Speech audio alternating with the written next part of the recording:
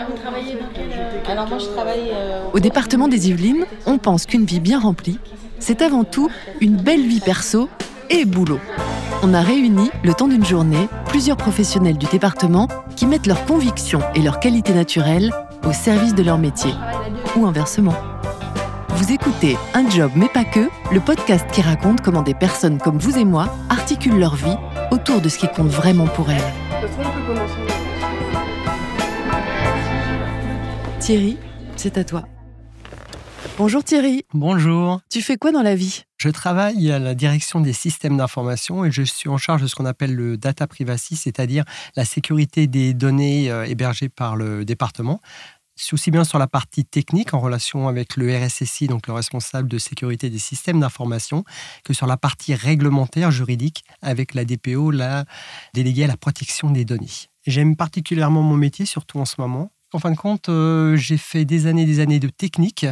Je ne dis pas que j'en ai fait un peu le tour, mais de maintenant travailler avec la DPO sur tout ce qui est protection des données, ça me permet d'avoir une vision transverse. En fin de compte, je travaille avec toutes les directions, donc je découvre des tas de métiers complètement différents, tous les métiers d'une collectivité. Et aujourd'hui, c'est quelque chose qui me passionne. Ça, et de même que la partie juridique que je découvre, et c'est vraiment quelque chose qui m'intéresse énormément. En dehors du boulot, qui es-tu vraiment ? En dehors du boulot, je suis plutôt quelqu'un d'ouvert, qui aime bien faire la fête. Mes collègues et mes amis diraient que je suis sportif. Ça fait des années, donc j'ai fait toujours du sport, énormément de sport. Donc aujourd'hui, ma vie en dehors du travail se résumerait à faire du sport, à profiter de la vie avec ma famille et voilà, essayer de sortir, faire plein de choses comme ça. Je trouve que pouvoir transmettre ce qu'on a appris, sachant que nous déjà, on nous a transmis beaucoup de choses dans notre parcours professionnel, donc pouvoir transmettre à d'autres personnes, que ce soit des étudiants, des jeunes, qu'aussi bien des collègues, c'est quelque chose qui, moi, me plaît et m'intéresse. Et puis voir un petit peu les gens apprendre, je trouve que justement, il y a une petite transmission du savoir et quelque part, il y a un petit peu de nous qui part pas. J'encadre depuis maintenant plusieurs années des alternants. Généralement, il m'arrive de travailler avec 2-3 alternants. Ça me permet de travailler des profils de personnes qui sont techniques, donc informaticiens, des gens qui sont en école d'informatique ou des gens qui sont en master ou en études de droit. Je suis mentor dans ma vie professionnelle à travers donc l'encadrement d'alternants. J'ai aussi, dans ma vie professionnelle, je me suis occupé à un moment donné d'une opération qu'a menée le département des Yvelines avec une association qui s'appelle FACYvelines et qui permet de faciliter la réinsertion des personnes qui sont un petit peu en échec professionnel. Et donc, c'est une opération qu'on a fait il y a à peu près 3 ans. On accompagnait une personne pendant 6 à 9 mois. L'objectif était de lui permettre de remettre un pied dans le monde professionnel et de pouvoir la guider pour là aussi lui permettre de faire un choix sur ce qu'elle souhaiterait faire après, et lui redonner confiance et lui permettre de retrouver un travail avec d'autres équipes du département. Donc ça, c'était important. Et personnellement, je m'investis, on va dire, sur un site qui s'appelle My Job Glasses, qui permet de mettre en relation des professionnels, mais surtout des étudiants, avec des personnes comme moi qui décident un petit peu de transmettre leur savoir ou de pouvoir aider. Et l'objectif, c'est de leur permettre de pouvoir découvrir certains métiers quand ils ont, pour des choix un petit peu d'études, ils hésitent entre 2 ou 3 filières. Ils ont la possibilité de consulter 2 ou 3 personnes dans cette filière-là et de se faire une idée beaucoup plus précise du métier et de ce que ça va demander comme étude et ce que ça va conduire après comme responsabilité et comme travail pour leur permettre un petit peu de choisir. Ça, c'est le premier point. Aussi de pouvoir rencontrer les personnes si nécessaire, si ça passe bien, on va dire, en termes de courant. Et aussi, ça permet d'échanger entre professionnels. Donc, ça permet de pouvoir s'appeler, se téléphoner. Quand on a des problèmes un petit peu particuliers, là aussi, on arrive à créer des liens. On peut s'appeler régulièrement et après, ça nous permet de pouvoir monter un petit peu en compétence sur des sujets et aussi de créer un réseau. Ce qui m'intéresse, moi, énormément, c'est vraiment la partie étudiant. Toujours pareil, transmission, essayer de pouvoir rassurer les jeunes aussi sur les études, sur le travail. Et je ressens toujours là aussi leur motivation. On part aussi bien eux que nous avec un petit peu la banane en se disant, moi, j'ai rendu service. Et eux en disant, bah oui, ça y est, je comprends mieux le métier. Et en fin de compte, je suis un peu plus réconforté dans le choix, par exemple, professionnel ou d'études que j'avais envie de mener. Je ne vais pas refaire la genèse un petit peu de ma vie, mais on a tous l'expérience d'un professeur qui marque.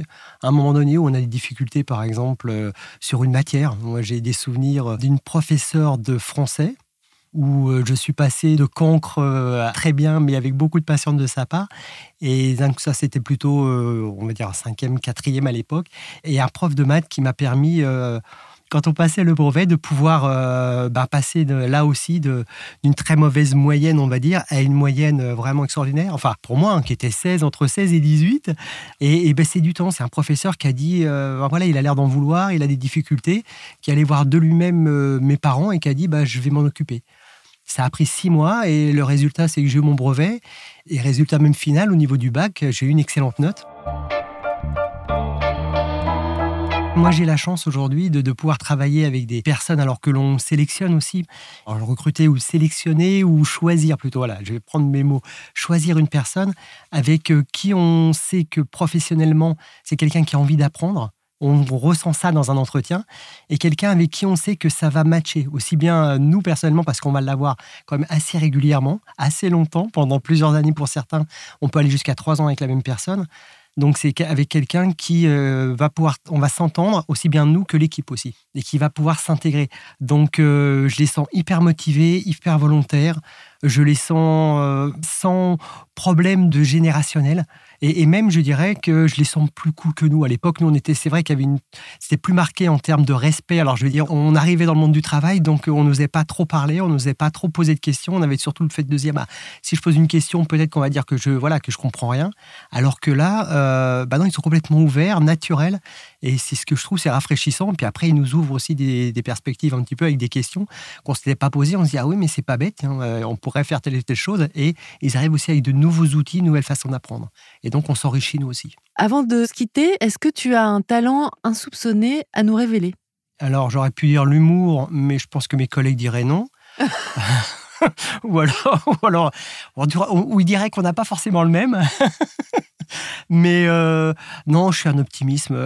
Voilà, ce qui me fait plaisir de temps en temps avec des collègues. Bon, voilà, ils m'appellent Monsieur Sourire. J'essaie d'avoir la banane, de la garder. Et je pense que voilà, la vie, si on est bien dans ses baskets, professionnellement, on sera bien aussi personnellement. Et inversement, si on est bien personnellement, ça va se ressentir aussi au niveau du travail. Mais voilà, j'ai la chance aujourd'hui de travailler avec des collègues, des managers qui mettent aussi l'humain en avant, en priorité, et je trouve que c'est important de se sentir bien, se sentir épaulé, avoir le droit, par exemple, de faire des erreurs, d'apprendre. Et là, aujourd'hui, j'ai la chance de travailler avec ces personnes-là, et c'est quelque chose qui, là aussi, m'enrichit et me permet de m'épanouir, comme pour les alternants. Merci beaucoup, Thierry. Merci. Voilà, c'est fini. Un job, mais pas que, continue dans le prochain épisode. Nous partirons à la rencontre de Magali, chargée de communication, qui se reconvertit dans le travail social. Je suis assistant familial depuis 14 ans. Je suis présidente du comité de quartier. Je suis vraiment un passionné de cuisine. Je suis coordinatrice logistique. Papa et papy. Community et content manager au département des Yvelines. Je suis maman de 2 enfants. Je suis photographe. Peut-être que je suis simplement moi. Si vous avez aimé cet épisode, partagez-le et mettez des étoiles.